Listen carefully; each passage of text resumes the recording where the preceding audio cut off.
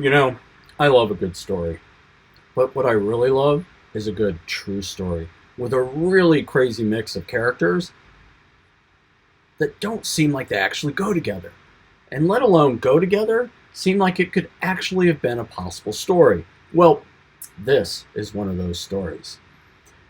So we start out with a few interesting characters. The first is our mosquito. Now you think, all right, Mr. Ewing, I've probably heard some stories about mosquitoes and it's not so crazy.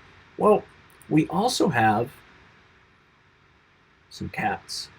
So we have some mosquitoes and we have some cats. And you're probably still thinking, well, Mr. Ewing, that's not so out of the ordinary. But then we have to add in some parachuting. So mosquitoes, cats, and parachuting all in the same story. Our story starts out in the island of Borneo. And Borneo is an island in the South China Sea. It is comprised of Indonesia, Malaysia, and Brunei. And the people of Borneo are the Malays and the Dayak. And you're probably thinking, or maybe you're not, but I was thinking, it's an island filled with people in the South China Sea. What could possibly be the problem? Well, they actually had a big problem. In the 1950s, the people of Borneo actually started to get sick. And they got sick with a disease called malaria. And that disease was carried by our first evil character of our story, the mosquito. The mosquito carried a disease called malaria. The people of Borneo started getting malaria, getting sick, and actually dying. So the people of Borneo, not knowing what to do, not knowing how to help, they reached out and said, help. Now, if you're living in a country that is filled with a disease like malaria, people are getting sick and dying, who are you going to ask for help? Well, the people of Borneo asked a group of scientists to come together and actually help them come up with a solution. And what was that solution? If you have an outbreak of mosquitoes, or even if you're in your backyard, what are you going to use to keep the mosquitoes away? Well, in the 1950s, there was a very popular chemical that they used to do just that, and that was called DDT. DDT was a very popular chemical back in the 50s and 60s into the 70s that was used to kill mosquitoes. And you think, well, that's all right. We don't want the mosquitoes around anyway. And you know what they did? They actually sprayed the entire island with the DDT. Every inch of that island, the trees, the houses, everything. And it worked.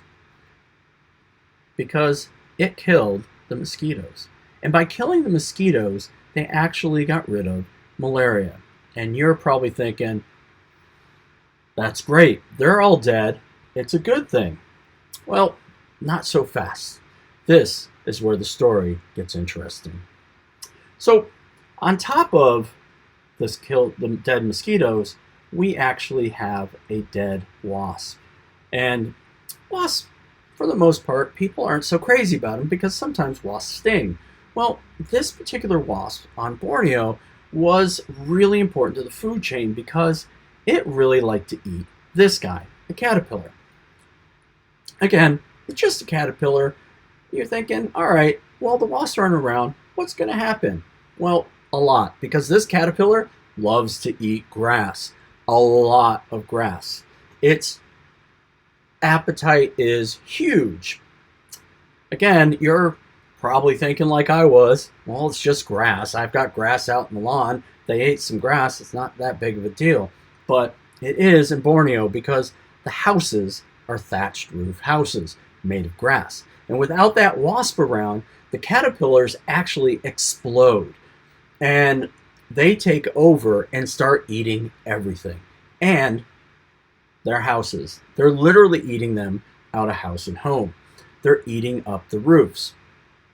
Well, we've got more problems. I told you the story wasn't going to end. So next, we've got, living on our island, this lizard. This is a gecko.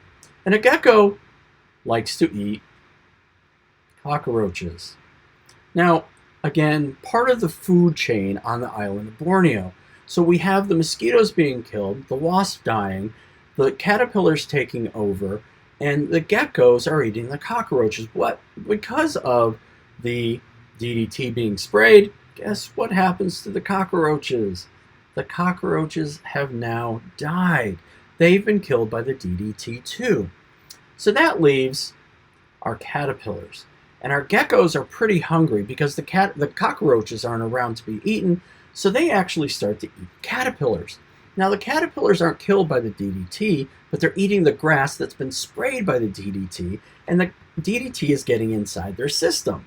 The geckos are eating the caterpillars, and unfortunately, our geckos are dying.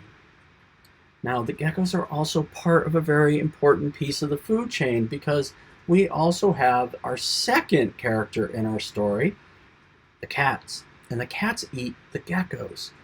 Because the geckos have the poison in them from the caterpillars, the cats are now starting to die as well. So the mosquitoes die, the wasps die, the caterpillars take over, the cockroaches are dying, the geckos are dying, and the cats are dying. Doesn't end there. The rains come. And with rain, it washes things away, which sounds like a really good idea. It washes the trees, it washes the grass, it washes what's left of the house, it washes into the ground. Well, when the water goes into the ground and washes the DDT into the soil, it actually gets into the water supply. Now our fish are dying. So the DDT that we thought was a really great idea to kill the mosquitoes are now killing our fish. We have one survivor. We have one creature on the island that actually is surviving. And I want to take you back to the cats. With the cats dying, not only do they eat geckos, but there's something else the cats love to eat. And that's, can you guess? What do cats like to eat? Cats like to eat rats. And for the most part, the rats live way up in the mountains away from the cats, but the cats aren't in the village anymore. So the rats come in from the mountains. And I'm not talking a few rats, I'm talking a lot of rats. The rats start to take over the village. Here starts a brand new problem for the people of Borneo because rats have fleas. And fleas carry the bubonic plague. So with all the rats coming into the village, the people are getting exposed to the bubonic plague, and you guessed it, the people of Borneo are starting to get sick and dying. So the people of Borneo go to the scientists and say, "Scientists, you helped us out last time. We need your help again." Well, the scientists thought back and said, we didn't do such a great job on our own last time. We're going to actually reach out to the World Health Organization. And the World Health Organization is a group of people that actually help different countries around the world fight different diseases. And the scientists got in touch with the World Health Organization and said, "We have this problem. The rats have taken over the island. They've spreading bubonic plague. The people are getting sick and they're dying." And the World Health Organization worked with the scientists and they came up with a plan. But it wasn't just them. They brought in the British Royal Air Force. Now, I was thinking, what are the scientists, the World Health Organization, and the British Royal Air Force going to do together? They came up with a really cool plan because they thought, well, the rats wouldn't have been a problem if the cats were still around. So we need to bring cats back into the island. And sure enough, they actually brought some cats into the island, but they parachuted those cats into the island. So there brings our third character into the story, the parachuting. And not just a few cats. They brought in, or parachuted in, 14,000 cats into the island to take care of our rat population. So if we look at our giant food web, it started with the mosquito, which brought in the DDT, which not only killed the mosquitoes, but actually killed wasps as well, and had an explosion of the caterpillars. Now, it also killed the cockroaches. So that was the food source for the gecko. The gecko, in turn, decided to eat the caterpillar. The caterpillars were also eating the thatched roof, eating the people of Borneo literally out of house and home. Now, the cats ate the geckos, which were poisoned by the caterpillars. The geckos are dying, the cats die, and the rats start to take over. The rats bring in the fleas, which bring in the bubonic plague, which then, in turn, make the humans sick and is killing them with the disease. So just by the simple act of the scientists bringing in DDT to get rid of the mosquitoes, we have a chain of unfortunate events. We have one more problem. On top of the cats coming in and helping, they parachuted 14,000 cats onto the island. And the cats don't have any natural predators on the island. And now we have an island overrun with feral cats.